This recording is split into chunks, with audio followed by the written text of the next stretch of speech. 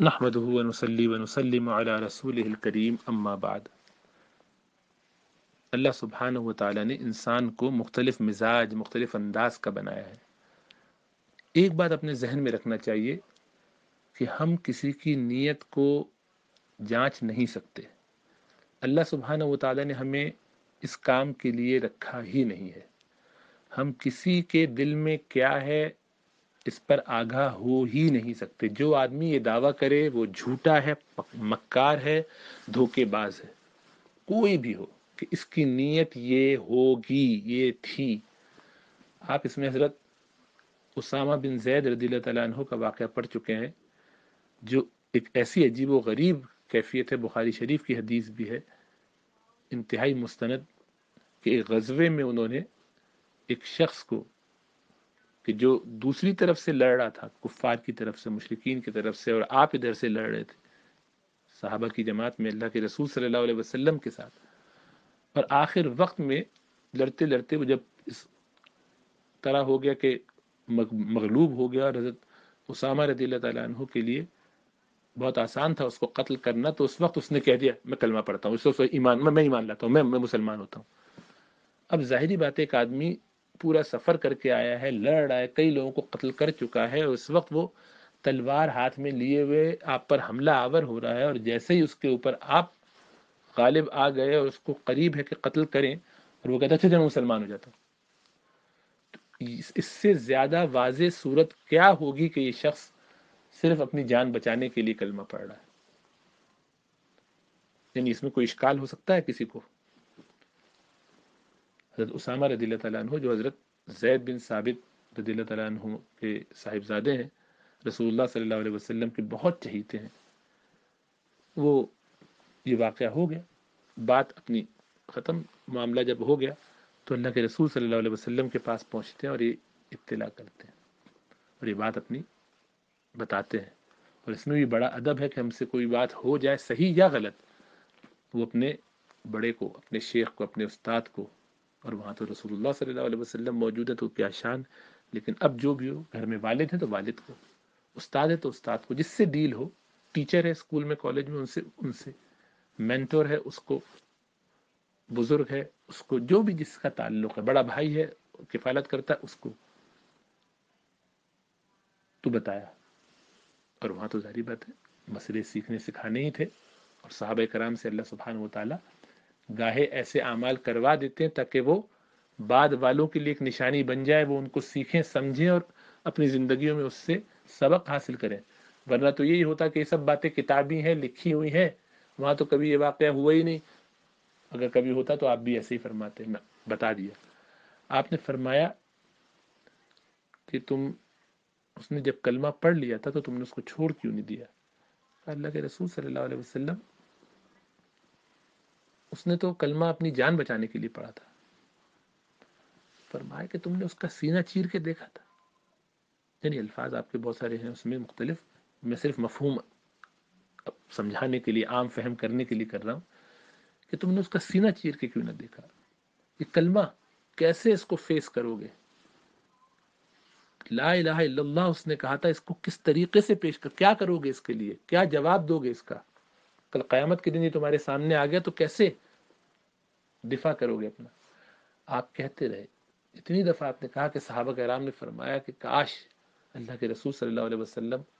خاموش ہو جائے، کہ کہیں اتنی دفعہ کہنے کی وجہ سے کہیں آسمان سے عذاب نہ نازل ہو جائے کہ رسول اللہ صلی اللہ علیہ وسلم اتنا ناراض ہوئے۔ اتنی دفعہ آپ نے یہ بات دہرائی۔ اور اسامہ جو آپ کے چہیتے ترین صحابہ میں سے تھے، اس لیے کہ آپ کے گھر میں پلے تھے، حضرت زید وہ آپ کے منہ بولے بیٹے اور ان کے وہ بیٹے، تو آپ کہتے رہے کہتے رہے۔ بلکہ بعض نے تو یہ کہا کہ میرا دل چاہتا ہے، حضرت اسامہ کے بارے میں بھی روایت آتی ہے کہ کاش میں آج مسلمان ہوا ہوتا کہ میرا یہ گناہ دھل جاتا۔ تو پھر اس کے لیے بہت کچھ انہوں نے کیا، بہت کچھ کیا گیا تاکہ ان کا ایک کفارہ بن جائے، فدیے سے لے کے جو کچھ ہو سکتا تھا انہوں نے بہت اس پر، اس کا یعنی انجبار کرنے کے لیے، اس کی یعنی جو غلطی ہو گئی ہے اس کو صاف پاک کرنے کے لیے جو وہ کر سکتے تھے انہوں نے کیا۔ ایک ضعیف سی روایت ہے، اس کے اندر یہ بات ہے کہ اگر کوئی شخص تمہیں نماز کے وقت میں الٹی سمت میں جاتا ہوا نظر آ جائے، مثال کے طور پہ الٹا کام کر رہا ہے، اب مسجد میں سب کو نماز پڑھنی چاہیے، سب جماعت کی طرف جا رہے ہیں، جمعے کا وقت ہے مثلا، اور یہ صاحب الٹی سمت میں چلے جا رہے ہیں، تو فرمایا کہ یعنی یہ سمجھانے کے لیے ہے، حدیث کے طور پہ نہ سمجھے بلکہ ایک مسئلہ بتانے کے لیے کہ تو اس کے بارے میں 70 عذر تلاش کرو. بھائی ہو سکتا ہے کہ یہ دوسری مسجد میں جا رہا ہو اس طرف، لیکن بھائی جہاں جا رہا ہے کوئی مسجد ہے ہی نہیں ہو سکتا ہے کہ وہ کوئی ایمرجنسی ہو گئی ہو، باتھ روم جانا ہو، نہیں ہم نے دیکھا ایمرجنسی نہیں تو سیدھا ایسی طرف جا رہا تھا، بلکہ گھر بھی نہیں گیا اپنا، ایسے سے ٹہلتے ہوئے دکان کی طرف جا رہا تھا. نہیں ہو سکتا ہے کہ وہ نماز پڑھ لی اس نے اور معلوم نہ ہو مسئلہ کہ پہلے پڑھنی نہیں چاہیے تھی، نہیں اس کو اچھی طرح معلوم ہے، مسئلہ تو کل ہی ڈسکس ہوا تو اس سے میری خود اس پہ بات ہوئی. یعنی جو بھی ایکسکیوز ذہن میں آئے اس کا جواب آپ کو مل جائے کہ نہیں یہ نہیں ہو سکتا، یہ نہیں ہو سکتا، یہ نہیں ہو سکتا، تو اب بھی فرمایا کہ یہ سوچو کہ شاید کوئی ایسا عذر ہو جو میں نہ جانتا ہوں. یعنی نیت پہ کسی کی شک کرنا کہ وہ یہ اس لیے کر رہا ہے، وہ اس شخص کو خود سوچنا ہے کہ میں اپنی نیت صاف رکھوں، خالص رکھوں. آپ کا کام یہ نہیں ہے کہ آپ یہ جج کریں فلاں نے یہ بات جو کہی نا او ہو وہ اس لیے کہی ہوگی. یہ جو ہم بین السطور ڈھونڈنا شروع کر دیتے ہیں نا لوگوں کے جملوں میں، جب یہ بات کہے نا اس میں یقیناً یہ حکمت ہوگی، ان کے ذہن میں اس کا یہ آئیڈیا ہوگا، یہ یقیناً جو ہے اس میں اب وہاں تک لے کے جائیں گے. یہ جو ہم ڈیڑھ ہوشیاری کرتے ہیں، کسی کی بات سنتے پہلے سے یہ بنا لیتے ہیں کہ ہاں ابھی کہہ رہے نا ابھی دیکھنا وہاں آئیں گے، اور آپس میں کبھی کبھی ایک دوسرے کو آنکھوں اشارہ بھی کرتے ہیں کہ معلوم ہے کہ ان کی باتیں ہیں، ابھی وہاں سے وہاں جا رہے ہوں گے، ابھی اس کا تذکرہ کریں گے، ابھی اس بات کی طرف کہہ رہے ہیں ہاں میں نے جو بات کہی تھی نا اس کے لیے ہوگا. خدا را اپنے آپ کو اس بدگمانی سے نکالے، یہ بدترین گناہوں میں سے ہے. ان بعض الظن اثم. آپ کو علمی اختلاف کرنا الگ ہے، دیکھیں کسی سے علمی اختلاف بالکل الگ چیز ہے. مجھے آپ سے کسی رائے پہ ہو سکتا ہے 100% اختلاف ہو، لیکن اس اختلاف کا یہ مطلب نہیں ہے کہ میں آپ کی نیتوں پہ شک کرنا شروع کروں، آپ کے اوپر الزامات لگانا شروع کروں، انہوں نے یہ اس لیے کیا ہوگا، وہ ایسے ہیں. آپ نے سنا ہوگا اور بہت سے لوگ کہتے ہیں، بڑے بڑے فتوے بھی لگاتے ہیں لوگ، یہ جو بڑے علماء فتوے لگاتے ہیں، بڑے بڑے اکابرین بھی لگا دیتے ہیں بعض اوقات، ان کی یہ ٹیکنیکل شرعاً ذمہ داری ہے کہ کسی چیز کو نیتوں پہ شک کرتے ہوئے نہیں، ان لفظ کی بنیاد پر، اس رول کی بیس پر بتائیں کہ یہ غلط ہے کہ صحیح ہے، اور اس کی بنیاد. یہ صرف ان بڑے مجتہد مفتی بڑے لوگوں کا کام، عام مفتی عام لوگوں کا نہیں. ان کا یہ کام ہے کہ وہ خالی یہ بتائیں کہ ان کے علم کی حد تک اللہ اور اس کے رسول صلی اللہ علیہ وسلم کو وہ حاضر و ناظر جان کے یہ سمجھتے ہیں کہ اس مسئلے میں ان کی یہ بات قرآن کے خلاف ہے یا مطابق ہے، حرام ہے کہ حلال ہے، غلط ہے کہ صحیح ہے. یہ ان کی ڈیوٹی ہے، صرف بتانا،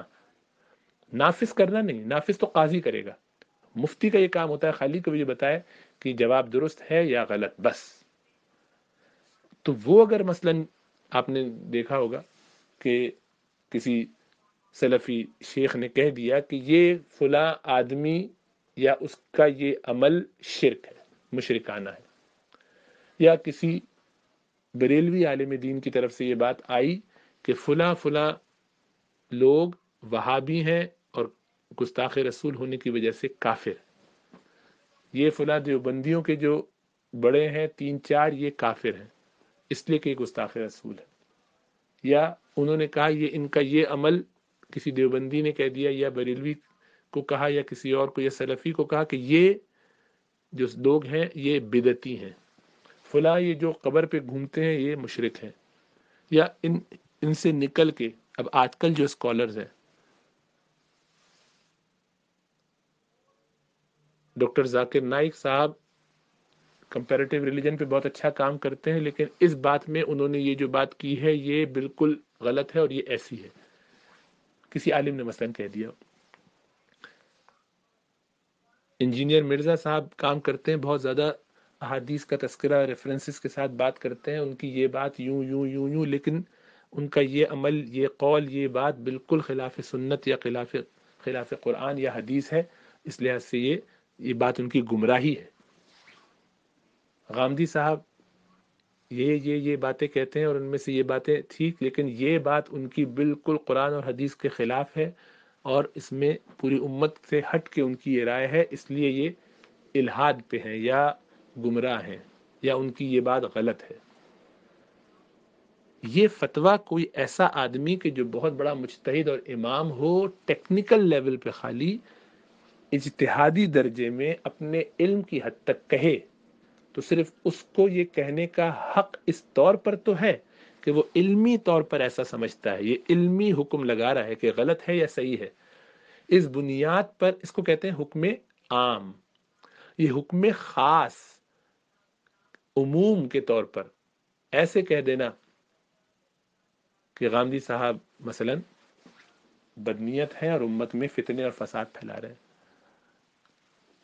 مولانا طارق جمیل صاحب جو ہے امت کو شیعہ سنی سب کو ملا کے سب کو ایک کہانی بنا کے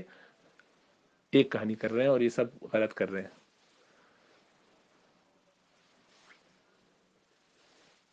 فلاں فلاں فلاں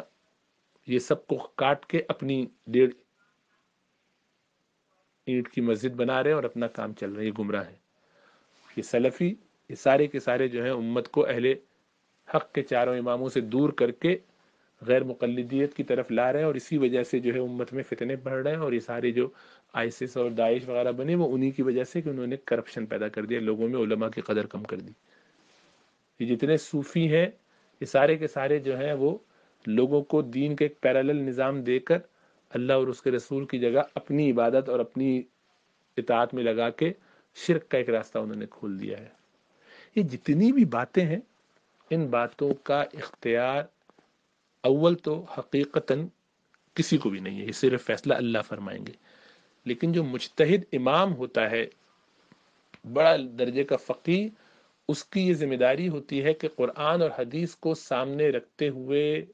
اخلاص کے ساتھ اللہ سے ڈرتے ہوئے ایک مسئلے کا جواب وہ دے کہ یہ جواب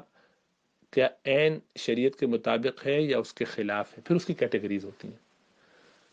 اب یہ پرسکرپشن دے دیا کسی بڑے مجتہد ہے کہ یہ عمل حرام ہے یا یہ عمل جائز ہے، مثلا کسی نے کہہ دیا کہ میلاد کا ایک خاص دن منانا بدعت ہے۔ اب یہ فقہی مسئلہ ہے، عقیدے کا مسئلہ نہیں ہے، یہ فقہی مسئلہ ہے۔ آپ کو اتنی بڑی تعداد میں لوگ مل جائیں گے جو اس کو جائز قرار دیتے ہیں، بڑے بڑے ائمہ ہوں گے، جبکہ دوسری طرف آپ کو ایسے لوگ مل جائیں گے جو اس کو بدعت قرار دیتے ہیں۔ یا اسی طرح کسی امام کی تقلید کرنا، جبکہ بخاری کی حدیث کہتی ہو کہ رفع یدین کرنا چاہیے اور امام ابو حنیفہ کہتے کہ نہیں کرنا چاہیے، تو اگر کوئی شخص امام ابو حنیفہ کی بات مانے گا تو گویا وہ حدیث کو چھوڑ کر نبی کو چھوڑ کر ایک غیر نبی کو مان رہا ہے۔ یہ جو شخص یہ رائے رکھتا ہے، ظاہری بات ہے اگر تو وہ مجتہد درجے کا آدمی ہے تو وہ ایسی کبھی بات کرے گا نہیں، کیونکہ وہ جانتا ہے کہ یہ اجتہادی مسائل ہیں، فقہی مسائل ہیں، اس کا عقیدے سے تعلق نہیں ہے۔ لیکن جاہل بہت سے لوگ کہتے ہیں، جیسے سلفیوں میں عوام الناس جہالت کی باتیں کر جاتے ہیں، ان کے علماء نہیں کرتے، بڑے ٹاپ کے علماء اس طرح کی باتوں میں احتیاط کرتے ہیں اور وہ جانتے ہیں کہ یہ بات ایسی نہیں ہے۔ وہ افضل کس کو سمجھتے ہیں، بہتر کس کو سمجھتے ہیں، وہ ان کا اپنا الگ مسئلہ، اختلافی مسائل اپنی جگہ۔ لیکن یہ جو علمی لیول کا، یہ ایسا ہی ہے کہ ہم پروفیسرز آئی ٹی کے، ہم اکاؤنٹنسی کے ٹاپ لیول کے بگ گن جو دنیا کے ہیں، وہ یہ میڈیکل کے ٹاپ لیول کے پروفیسرز آپس میں بیٹھے ہوئے کسی کانفرنس میں ڈسکشن کریں اور بتائیں کہ یہ غلط ہے اور یہ صحیح ہے۔ مثلا ریکوری ٹرائل کی پوری ٹیم پوری دنیا میں بیٹھے ہوئے یہ طے کرے کہ اسٹیرائڈ میں ڈیکسامیتھازون دینا ہے 10 دن کے لیے مثلا، اب اس کو عام ایک آدمی پیشنٹ اپنی کہانی بنا کے دنیا جا میں بحث کرنا شروع کر دے، تو یہ بڑوں نے آپس میں جو باتیں کی، ہم آپ بیٹھے ہوئے اب اس پر تذکرہ کریں، نہیں نہیں یہ بدعت ہے، ہاں یہ شرک ہے، یہ کفر ہے، ارے وہابی ہیں، ارے نہیں ان کی گستاخی کی وجہ سے کافر ہیں، ان کے پیچھے نماز نہیں ہوتی، نکاح ٹوٹ جاتا ہے، یہ ہونا چاہیے۔ اور وہ یہ کام کرنا عام آدمی کے لیے حرام ہے، ناجائز ہے۔ اس موضوع پر بات کرنا، ایسے لوگوں کا کسی کا نام لے کر ان کی غیبت کرنا، یعنی باوجود اس کے کہ آپ یہ تو کہہ سکتے ہیں کہ مجھے جن استاد پر اعتماد ہے ان کی رائے کے مطابق میں یہ سمجھتا ہوں کہ بریلوی مکتب فکر کا جو طریقہ ہے وہ سب سے زیادہ سنت کے قریب ہے، یا وہی حق کے زیادہ قریب ہے، وہ فرقہ ناجیہ ہے۔ یا آپ کہہ سکتے کہ نہیں، سلفی طریقہ جو ہے اہل حدیث حضرات کا انڈیا پاکستان کے، یا جو عرب دنیا میں وہابی حضرات ہیں، امام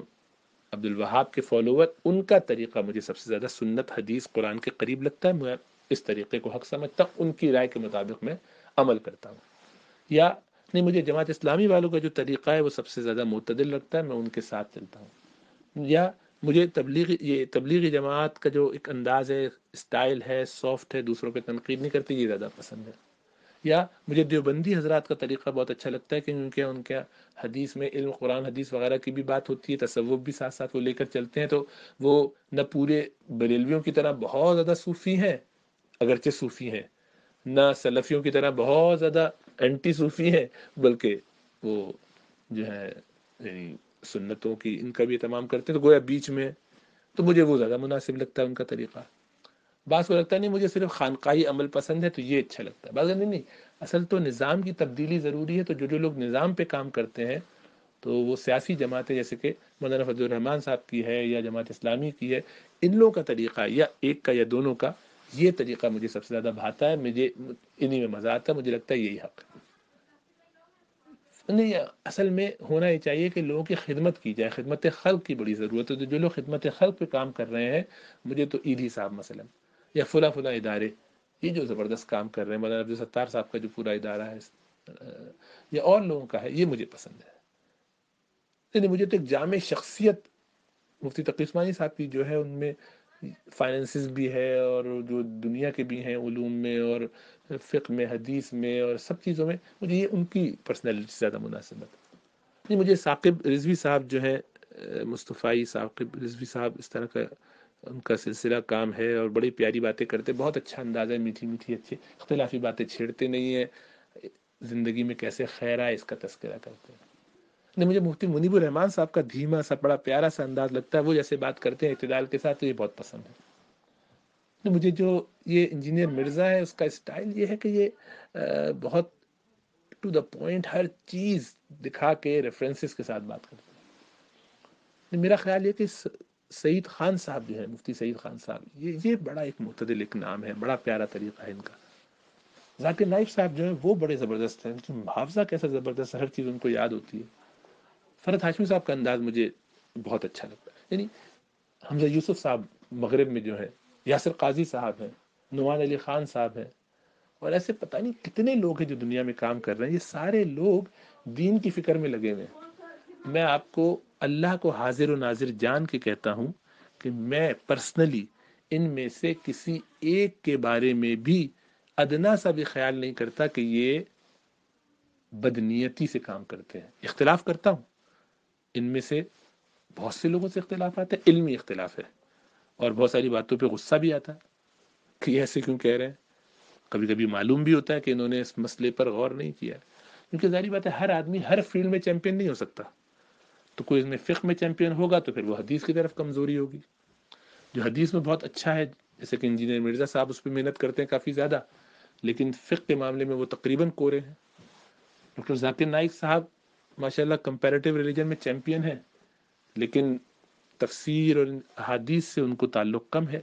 محنت کر رہے ہیں، بڑھ رہے ہیں الحمدللہ، یعنی میری رائے ہے، میں ویسے اسسمنٹ بالکل غلط ہو سکتی ہے، میں خالی ایک سمجھانے کے لیے کہہ رہا ہوں کہ ان کی اسپیشلٹی کیا ہے۔ فرحت ہاشمی صاحبہ قرآن پہ جو ماشاءاللہ ترجمہ تفسیر بیان کرتی ہیں، بہت اچھے انداز سے، خاص ان کا منہج ہے، سلفی انداز ہے، اس میں چلتی ہیں وہ، اور حدیثوں پہ بھی غور خوض کرتی ہیں جو ان کو لگتا ہے زیادہ بہتر طریقے سے۔ تو یہ جتنے بھی غامدی صاحب کا مطالعہ گہرا ہے، بہت وسعت ہے،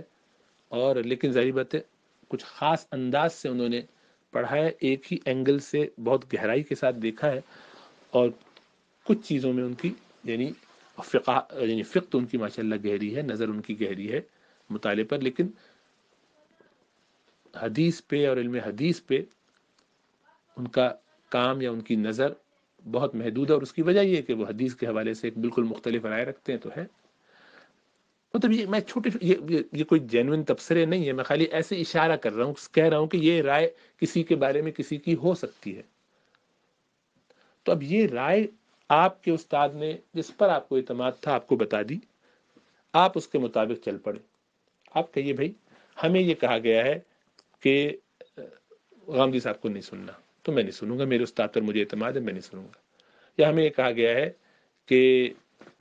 تفہیم القرآن نہیں پڑھنا، تو نہ پڑھیے، کوئی فرض تو نہیں ہے پڑھنا۔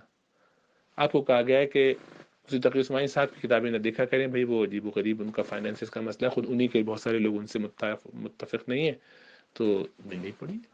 ڈاکٹر اسرار صاحب کی چیزیں جو ہیں وہ بہت اچھی ہوتی ہیں، لیکن یہ کہ قرآن کی حد تک بس آگے مت پڑھیے، تو مت پڑھیے۔ تو یہ جتنے بڑے لوگ ہیں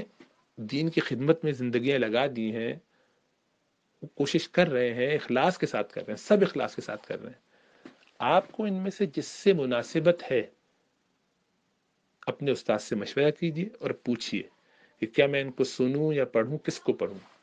ہماری بیماری یہ ہے کہ ہم کیا پڑھنا ہے کیا نہیں پڑھنا یہ بھی خود ڈکٹیٹ کرنا چاہتے ہیں، لیکن یہ زیادتی ہے، یہ غلط ہے۔ اگر آپ کو واقعتاً پڑھنا ہے، سیکھنا ہے، سمجھنا ہے، تو آپ کا کام صرف اتنا ہے کہ آپ اپنا ایک استاد متعین کیجیے جس پر آپ کو اعتماد ہو، وہ جس بھی طبقے کا ہو، اس کے ساتھ کم از کم اچھا 6 مہینے کا وقت لگائیے، جس میں آپ نے اس کے ساتھ آن ایوریج یہ کہہ لیجئے 2 سے 3 گھنٹے ہفتے کے لگائے ہوں، تو 6 مہینے نہیں ہو سکتے تو سال لگا لیجئے، سال 2 سال ان کے ساتھ پڑھیے، محنت کیجیے، ان سے سیکھیے، کوشچن مت کیجیے، ان کو نہ بتائیے کہ کیا صحیح کیا غلط، بس ان کے ساتھ پڑھتے رہیے، وہ جو سکھا رہے ہیں سیکھ لینے کے بعد، اور اللہ سے ساتھ ساتھ دعا کرتے رہیے، یا اللہ مجھے حق کو حق دکھا اور باطل کو باطل، اللہم ارنا الحق حقا وارزقنا اتباعہ وارنا الباطل باطلا وارزقنا اجتنابہ۔ اب یہ دعا کرتے رہیے، چلتے رہیے، تو انشاءاللہ اللہ آپ کو خیر کے راستے پر لگا دے گا۔ ان میں سے جتنے بھی لوگ ہیں ان کے بارے میں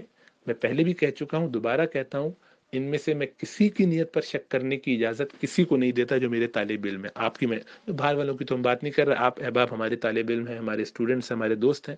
تو آپ کے لیے جائز نہیں ہے، میری طرف سے آپ کے لیے یہ بالکل ناجائز اور حرام ہے کہ آپ ان میں سے کسی بھی شخصیت کے بارے میں تبصرے کریں، بات کریں، ان کو غلط کہیں یا صحیح کہیں، کوئی بات میری طرف سے آپ کو اجازت نہیں ہے۔ اگر آپ میرے دوست یا شاگرد یا جو ہیں اسٹوڈنٹ ہیں یا طالب ہیں جو بھی ہیں، اور اگر آپ ویسے ہی خاموش تماشا کرنے کے لیے گروپ میں بیٹھ کے اتفاق سے غلطی سے آ گئے ہیں اور دیکھنا چاہتے ہیں، تو آپ کو بہت جلدی انشاءاللہ تعالیٰ بہت مایوسی ہوگی، اور اللہ نے چاہا تو خود بخود آپ اس سے نکل کے فارغ ہو جائیں گے، اور نہیں ہوں گے اور تھوڑے عرصے کے بعد مجھے اندازہ ہو جائے گا تو میں خود ہی نکال دوں گا، کیونکہ یہ تو گروپ ہمارا صرف ہماری فیملی کے لیے ہے۔ فیملی سے مراد یہ کہ وہ میرے دوست احباب جن کا میرا پیار محبت کا کئی سالوں کا تعلق ہے، جنہوں نے مجھے پچھلے کم از کم 25-30 سالوں میں 40 سالوں میں دیکھا ہے، اور وہ یہ کم از کم گمان رکھتے ہیں کہ میں انہیں دھوکہ نہیں دوں گا، اور جو مجھے نہیں جانتے ان کو بالکل ضرورت نہیں میری کسی بات کو سننے کی، اور اس پر اعتماد تو دور کی بات ہے، جوتے مار کے دھکے مار کے نکالنے گھروں سے۔ تو کوئی بات ان میں سے ایسی نہیں، کیونکہ آپ یہ بات کہہ سکتے ہیں بھائی آپ کے بارے میں ہم بالکل آپ کہیے کہ اس آدمی کو ہم کیوں سنیں، ان کی کیا کریڈیبلٹی ہے، بالکل نہ سنیں۔ تو ہم تو سنا ہی نہیں رہے، تو ہم تو اسی لیے میڈیا پہ نہیں کام کرتے، یہ تو واٹس ایپ ہمارا چھوٹا سا فیملی گروپ ہے، اس کا نام ہی حلقہ یارہ ہے، یار دوست ساتھی کو کہتے ہیں جن کو میں جانتا ہوں پرسنلی۔ تو جن کو میں جانتا ہی نہیں ہوں آپ کیوں ان کو بھیجتے ہیں باتیں، ان سے کوئی کچھ کسی کو نہ بھیجیں، یہ صرف آپ کے لیے ہماری بات ہے۔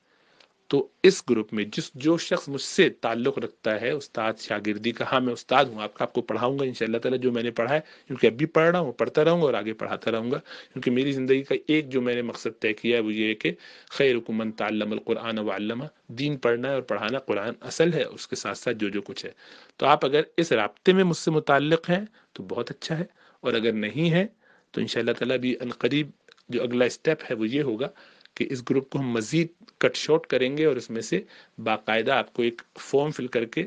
طے کرنا پڑے گا کہ آپ آیا اس گروپ میں ہمارے ساتھ رہنا چاہتے ہیں طالب علم کے طور پہ یا نہیں، اور پھر ہم آپ کی چھوٹی سی اسیسمنٹ کے بعد آپ کو اس گروپ میں ایڈ کریں گے، اور یہ سارے گروپ آہستہ آہستہ انشاءاللہ ختم ہو جائیں گے، کیونکہ اس میں ہم نے پتہ نہیں کیا کیا باتیں کیا کیا کہہ کے ادھر ادھر کی کر دی ہیں، جہالت میں بھی اور گمراہی میں بھی، اور اپنی نفس کی خباثتوں کی وجہ سے بھی، اور بہت کچھ تکبر کی وجہ سے بھی، اپنی بڑائی اور اس میں۔ تو الحمدللہ یہ جو پچھلے 5 دن کرونا وائرس میں اپنے بستر پہ پڑے پڑے سوچنے غور کرنے کا موقع ملا، تو وہ ایک آدمی جو مستقل رولر کوسٹر پہ گھوم رہا ہو پاگلوں کی طرح، اس کو کچھ سمجھ میں نہیں آتا کہ باہر کیا ہو رہا ہے۔ غور کرنے کا موقع ملا تو اس نتیجے پہ الحمدللہ اللہ نے پہنچا دیا ہے کہ بس اس کام کو بہت لمٹ کرنے کی ضرورت ہے، پھیلانے کی ضرورت نہیں ہے، اس لیے کہ الحمدللہ خیر کے کام کرنے والے جو زیادہ مستحق اور اہل ہیں وہ کر رہے ہیں، اور اللہ کرے کہ وہ مزید کرتے رہیں، اللہ ان کی عمروں میں برکت عطا فرمائے، اور ہمیں اب ان سے سیکھنا چاہیے۔ اب سکھانے کا جو عمل ہے وہ صرف ان لوگوں کے لیے کہ جن سے ہمارا قلبی ایسا تعلق ہے کہ جو جانتے ہیں ہمیں، یا میں انہیں پرسنلی کم از کم جانتا ہوں، اور باقی لوگوں کی مرضی، وہ اپنی زندگی میں ماشاءاللہ خوش بھی رہے، ان کے پاس بہت اور راستے ہیں۔ تو خیر خلاصہ کلام یہ کہ باٹم لائن جو سوال کیا ہمارے بھائی شفیق نے، یہ سن کے میں انتہائی خوش ہوا، اللہ اس کو اجر عظیم عطا فرمائے۔ ایسا دل خوش ہوا کہ جواب تو میں نے اس کا پہلے ہی دے دیا تھا، لیکن پھر میں نے اس کو روک دیا اور سوچا کہ تھوڑی سی ہمت اور ہو جائے، ذرا گلا بہتر ہو جائے تو تفصیلی اس کا جواب ہوگا۔ ہونا تو یہ ایک ہی پارٹ میں چاہیے تھا، لیکن وہ ذرا اس میں گلچ آ گیا، تو اب یہ 2 حصوں میں ہو گیا ہے، پارٹ 1 اور 2۔ میری خواہش یہ ہے کہ اس کو اگر ہماری آئی ٹی کی ٹیم ایک بنا دے تو وہ زیادہ آسانی ہو جائے گی، یا اگر پارٹ کرنے ہیں تو پھر اس کے 2-3 پارٹس ایسے کر دیں کہ سب کے سمجھنے میں آسانی ہو۔ اصل میں پوری بات نہ ہو تو بات کھل نہیں پاتی، بہرحال اس کا مشورہ کر لیں گے۔ تو سوال اصل یہ تھا کہ کیا ہمیں جو عوام ہیں، عام لوگ ہیں، طالب علم ہیں،